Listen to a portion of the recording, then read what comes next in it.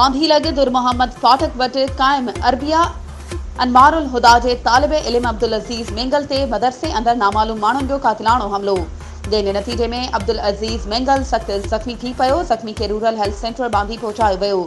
जितां खेसि ॻणती जोगी हालत में नवाबशाह अस्पताल मुंतक़िल कयो वियो आहे, जॾहिं त JUI यूनिट बांधी जे अमीर मौलाना अब्दुल रहीम मेंगल, मौलाना अब्दुल हलीम मेंगल ऐं कारी गुल मेंगल ॻाल्हाईंदे चयो त नामालूम माण्हुनि असांजे भाइटे अब्दुल अज़ीज़ मेंगल खे तेज़ धार औज़ार सां हमलो करे खेसि सख़्त ज़ख़्मी करे छॾियो आहे।